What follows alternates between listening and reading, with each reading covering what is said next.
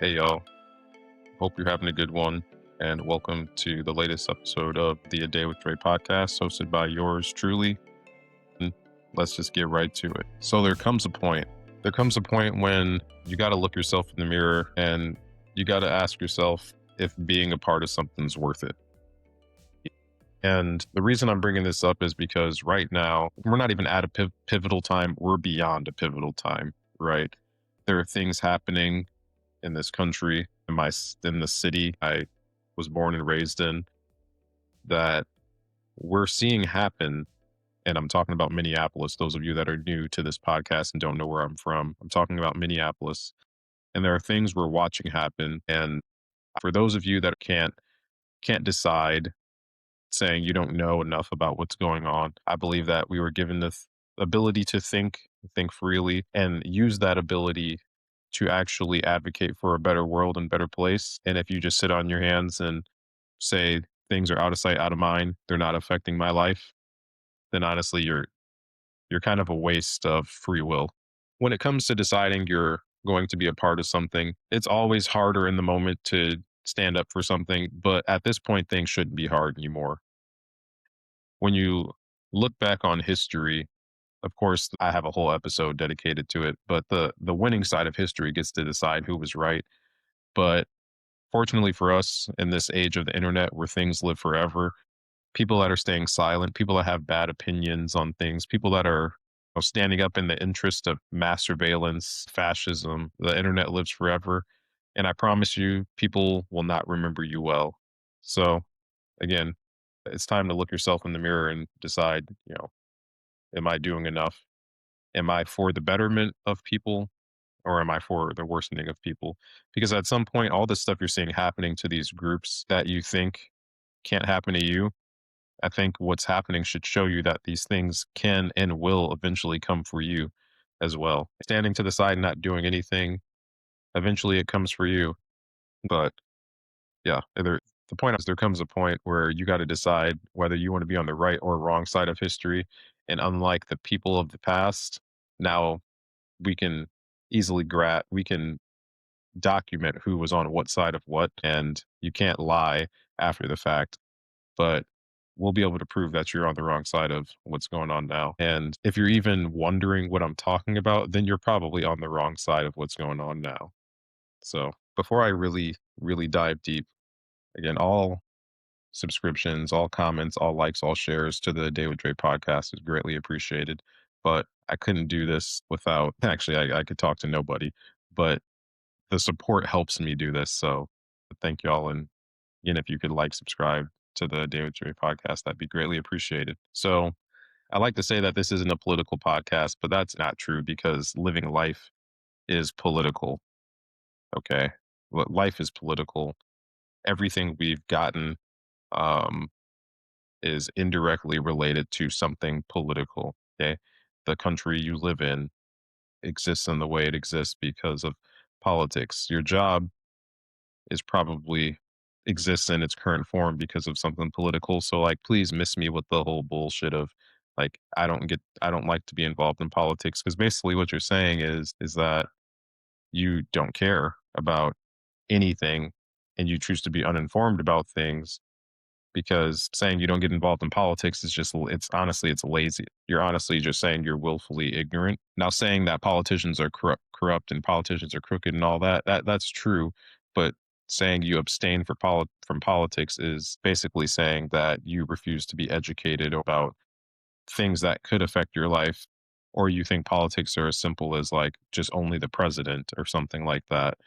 But I like to just talk about life, culture, what's happening in the world, what's happening at home. And of course, politics heavily influences these things. But I'm not a pundit. I'm not a journalist. I'm just a regular average Joe that has an opinion about things. And everyone, if you have a voice, you should have an opinion. Your opinion should be informed, of course, but if you have a voice, you should use your voice to speak about things that are important to you. And if you choose to not be informed, if you don't want to be informed, but then at the same time you complain about politics, you're just playing into the hands of people that are politicians, because a lot of people don't have your best interests. A lot of people join politics for power and to further their own personal interests.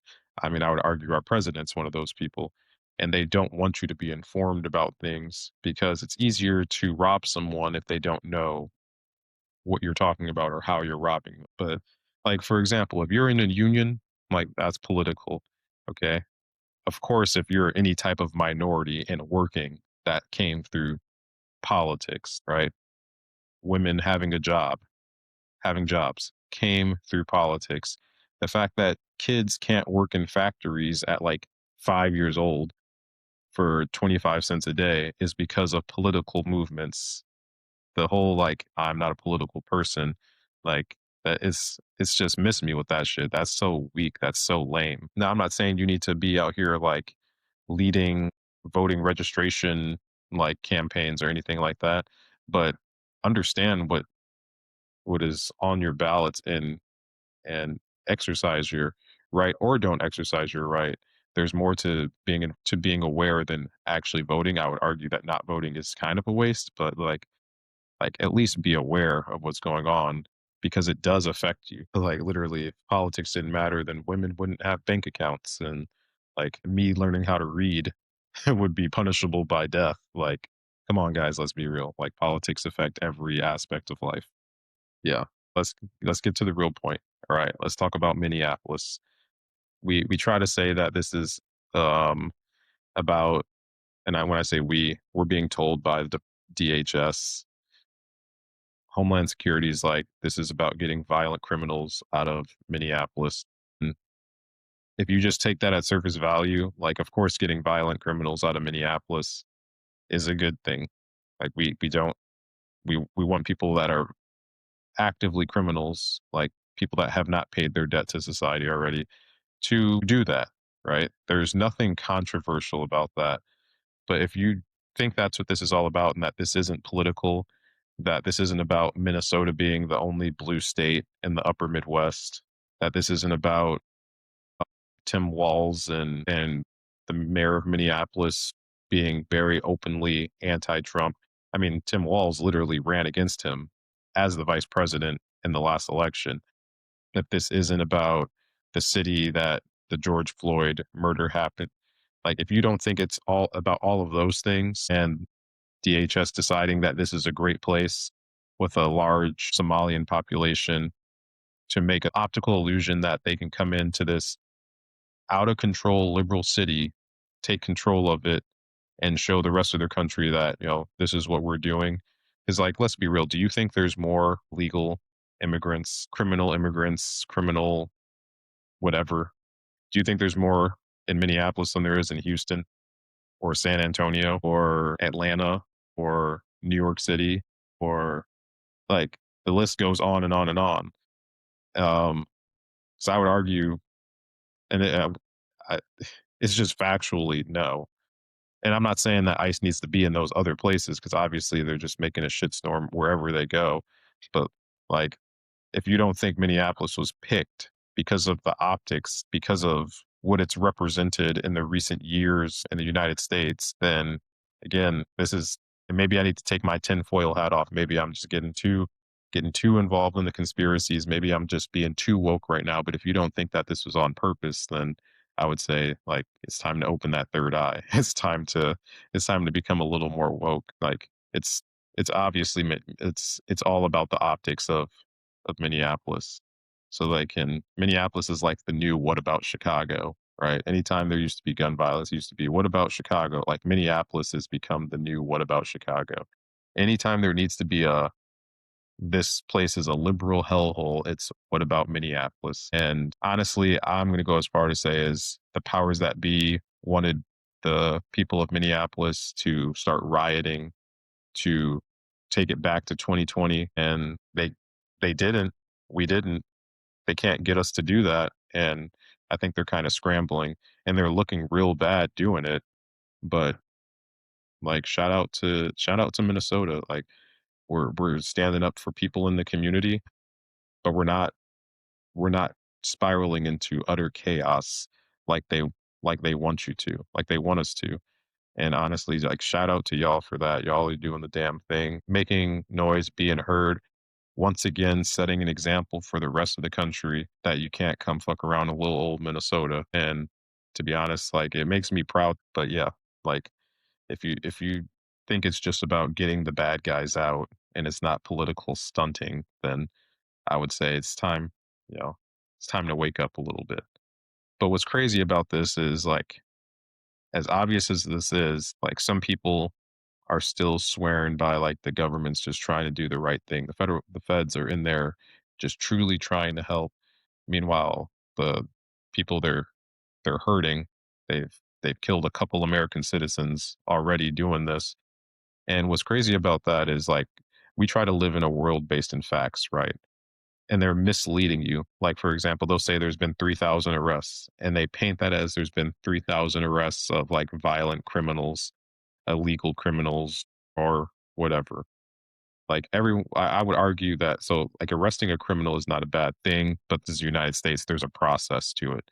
Okay, being here illegally is not like a violent crime worthy of being a violent arrest.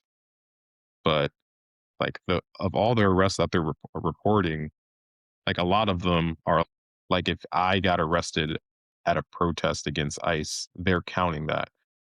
A lot of like I guess U.S. citizens getting arrested in these face-offs with ICE, and they're counting these in these big pools of people they've arrested. So it's misleading so much of the public into thinking that all these arrests are illegal people that they're getting out of the Twin Cities when it's not even close to being true. But they know that when they put we've already made 3,000 arrests in Minneapolis. They don't tell you that like 2,700 and like 50 of them have been US citizens that they actually just had to let go. They don't talk about that part because then you just say, oh my goodness, they've already arrested that many. Like it's again, it's ignorant. They're preying on you being ignorant about the situation. And like there's no more living in a world based in reality, in a world based in facts. Okay. Like we're at a point where on two separate occasions this month, there is video as clear as day. Let's talk about the murder of the woman Miss Good. And like you can watch the video and watch what happened. And there are people in the government that say that she ran an officer over. He's in the hospital with all these injuries. And the actual video can come out and show you that that absolutely did not happen. And they will double down on that like we can't see it. And then the same thing with the nurse that was just killed this past weekend. They're like, well, he had a loaded weapon. He had this. He went in there with bad intentions. But then in the video, you can see they clearly got the weapon away from him. And also, he's a U.S. citizen exercising his Second Amendment, which these people are so quick to go to war over. But it's not like he had it in his hand. Like he doesn't have the weapon, and they shoot this man in the back, and it's clear as day. And they're saying, "Oh, he went in there with a loaded weapon with bad intentions," painting the picture, not suspecting you to actually use your eyes and see the video and see the evidence.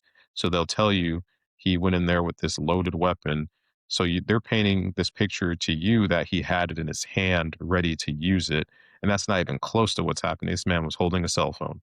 The weapon he had was a cell phone camera or a or maybe not a cell. He had a camera, but they want to keep focusing on the loaded gun that he was not carrying in his hand. And the video clearly showed that before he was shot, he and still murdered him and used that as an excuse for it, knowing that there's video that proves it otherwise.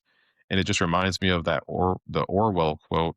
And people have been using it a lot lately, but it's so true. And it's like the party told you to reject the evidence of your eyes and your ears. That was their final and most essential command. And that's literally what's happening. People are saying there is a video that exists in multiple cases. You see this video, we are going to say something else happened, and we expect you to believe that anyways. And we want to talk about propaganda happening in other countries. We want to talk about North Korea. We want to talk about Russia. We want to talk about China. And this is arguably worse because they're just straight up being like, we don't care that the entire internet is seeing this happen. They're not even censoring it. In those other places, we could argue that maybe they censor it and erase it from being able to see. They're not even censoring it. They're basically just being like, it exists, but what you see is not real. This is the story we're going with, and we're going to triple down on it. We're calling this dude like this. He went in, this crazy radical went in with these ill intentions, and like these are like, and it's not even just the idiots online. Like these are like elected officials that are going with these statements. It's absolutely it's absolutely bonkers. And you want to talk about places you see that? All the places that were Americans love to be like, they're so bad. That's happening in North Korea. That's communist China, and the part and the people pushing it are supposed to be the party of freedom. So don't don't tread on me, party. They're don't tread on me. Don't take my guns. And then they're like, oh well, you can't have a gun at a protest. Sorry, like that meant he meant to do bad things with it. Meanwhile, like every Proud Boy protest, or even like fucking Kyle Rittenhouse, he killed 3 people because of carrying a rifle at a protest that he drove to. That wasn't his hometown, but whatever. We're not even going to get spiraled down that. But those same people will be like, you can't have this at a protest. That's asking for trouble until it's a bunch of conservative people staying strapped at their protest. Literally, and the crazy thing is, these weren't even organized protests. Like he's it's not like they did it on the Friday march that had the tens and tens of thousands of people and they were just walking strapped. But even if they did, that is their constitutional right to do that. No one said anything against it when all the white mass people were, the Take Back America parade, and when the Proud Boys organized their stuff. Because if police would have started lighting their asses up at that, it would have been the biggest crime against humanity. But now all of a sudden it's like, well, he was asking for it because he had a concealed weapon, not even in his hand. He just had one during an altercation, so that was warranting of a death sentence by being shot in your back. Like I have no expectation for like the at this point like the MAGA cucks, but like that's even for them. I'm just like, wow, like you guys really are spineless. You don't have you don't have a position. Your position is just like, I'm gonna dick ride Trump. You don't have a real political position, and that's crazy.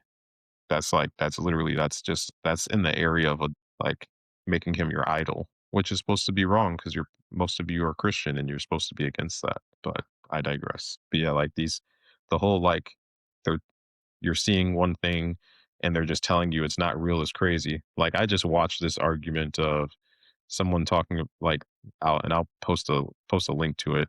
But someone's sitting here saying that they went to a Walmart in Minneapolis and like saw Somalian people that couldn't help them because they couldn't speak any English. And it's like, first of all, anybody from Minneapolis already knows you're a liar because there is not a Walmart in Minneapolis or St. Paul. They're in the suburbs. And then so many people jump to defend that person, being like, well, because the guy that ran for mayor of Minneapolis called him out on it. And people are just like, well, he meant the greater Minneapolis, St. Paul area. Everyone knows that when there's a big city, you just call the whole area that city. Like the guy just got away with making up the story because people were just so quick to defend this person that didn't. And then he's in the comments, not even clarifying what he meant because everyone's so quick to, again, just fighting this man's honor when he's just lying. Like it's crazy. I promise you, there is no Somalian operated Walmart. Of course, there's Walmarts that have Somalian employees, but there's no Walmart that's so run by the Somalian people that people aren't in there speaking English. Like the fact you even believe that. Like again, we're not talking about like an ethnic restaurant or anything like that. Like fucking Walmart in the suburbs of Minneapolis. Yeah, right. Yeah, fucking right. Like someone probably started speaking Somali and to cuss his dumb ass out, not because they couldn't speak English to help them, because he was obviously someone that would run on Twitter and tell a story like that is obviously already a bigot. Like you just couldn't wait to try to go online and get some more outrage.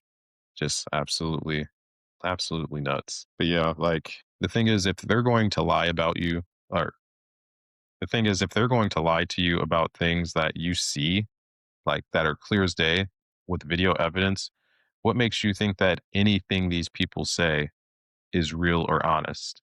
Like anything at all. And this is not me just saying one side of the political aisle lies, but that's exactly the people that are going to argue against me. They're going to be like, so, but Bill Clinton was on the Epstein's plane. And it's just like, what, like, stop with the fucking deflecting. I don't give a shit about Bill Clinton or Hillary Clinton or fucking Joe Biden's son. Like, they're not shooting people in the back in the street right now. That it's not their administration doing that.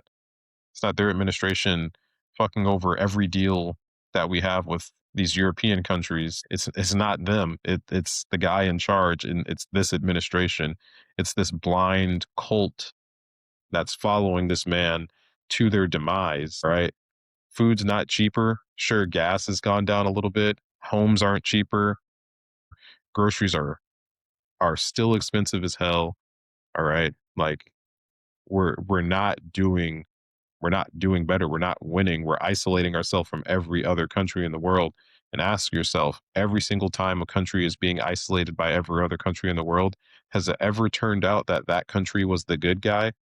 Like ever once? Can you give me one example of one country being isolated from everyone else? And then it turns out that history proves that they were the good guy? No, it doesn't fucking happen. We are not the good guys in history. And yeah, if you want to get like deep into it and start talking about imperialism and being like, well, America's never really been good, like sure, that's a conversation for later. I'm not going to argue about that right now. But it's like, how far are we going to go, or how far are you going to go to defending what's going on? Like do you cry yourself to sleep at night still defending this, trying to claim that you're a conservative person, you believe in small government and state rights, but then are supporting the federal government sending its small little armies into different states and kidnapping people, shooting American citizens? I even saw a libertarian party on Twitter supporting this. A fucking libertarian. They claim like words don't mean anything. Words clearly don't mean anything. Like, because if you're like truly claiming you're a libertarian and supporting this, you're actually just not a libertarian. I hate to break it to you. And people don't like words have stopped meaning anything. Like I see was it Elon Musk or maybe it was JD Vance. Someone was arguing about like the Nazis aren't fascists, they were socialists. And it's like, well, they're actually the definition of what fascism is. But then all they see is like the Socialist People's Party of Germany. But okay, so if that's the case, then like China is a republic because it's like the People's Republic of China. Do we think China's a real republic? Like, so words matter sometimes, but don't matter all the times when we can try to use it to our political advantage. Like, who gives a fuck what the name? Who gives a fuck that the Nazis were the Socialist Party of Germany? Let's stop trying to get caught up in what socialism means and using that word that's so scary. Like let's talk about people wanting to be dictators and people acting like fascists. And like there's no way to use a clear objective brain and see what's going on and not be like, yeah, there's some elements of fascism going on. Like trying to control the press, like even the fucking the press secretary or whatever her Carolyn Levitt, whatever the fuck her name is. Like the fact that if you disagree with anything that's you can't even disagree with the president without being a lunatic radical leftist these days. Even if you're a conservative and disagree with the president, they call you a loser. You're a ladder radical. You've been compromised by the woke left. Like this shit is so crazy. This shit is so crazy. And you like if you criticize, you're radical.